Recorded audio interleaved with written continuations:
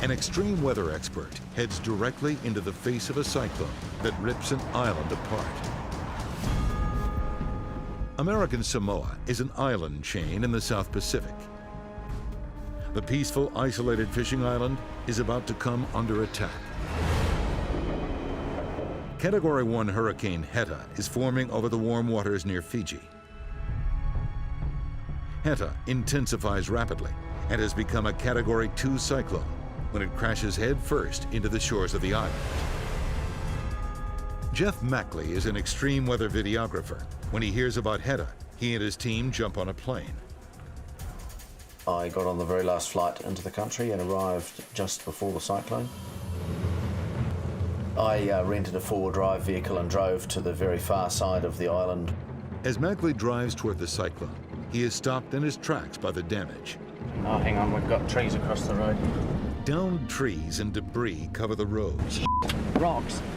160-mile-an-hour winds whip, and waves threaten to overtake his truck.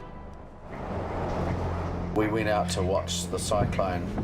The tiny island community is not equipped to deal with the violent weather. It's a bit like a freight train running over a car. It doesn't slow down much. Cyclone Heta has swollen the seas, sending huge waves into the harbor and flooding the streets. Mackley drives through the storm-ravaged streets of Samoa, capturing the destruction. This was the main highway a couple of hours ago. Local Samoans and rescue vehicles attempt to keep the roads clear as whipping winds and violent waves continue to batter the island.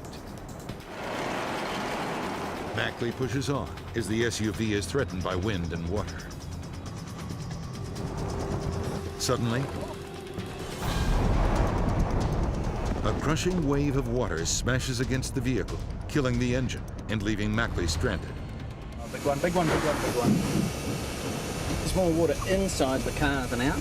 Water got into the electronics of the vehicle and it never went again. Mackley is unscathed, but now he is stuck in the chaos. He trains his camera on a fishing shed being brutalized by the wind and waves. Mackley is amazed by the power of the cyclone. You have no idea how big the storm surge is going to be till it happens. There possibly could have been another even bigger wave coming. The fishing shed was weakened by the strong winds. If the wind picks up the end of it, it's going to drop it right on our truck. It really is Russian roulette when it's going to let go.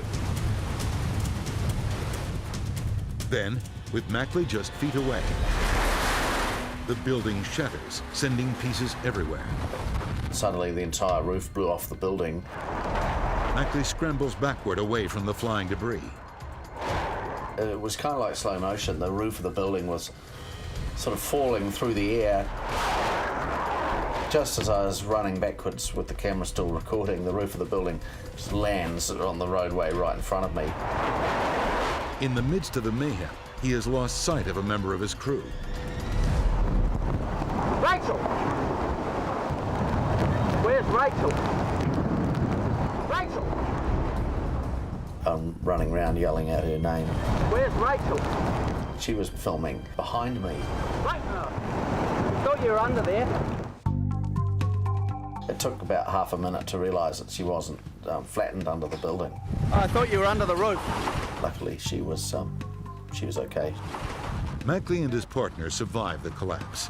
Soon, locals come to their aid. A very nice local man and his family, they pushed the vehicle out of the water to the safety of his driveway. The Samoans tow the truck back to their home. And that's where I stayed for the rest of the storm. Mackley and his team ride through the flooded streets back to the airport. Cyclone Heta causes over $150 million in damage and one fatality. Mackley leaves Samoa alive with some astounding footage and a story to tell. It certainly did enough damage. Big one, big one, big one. It was a bit of a drama.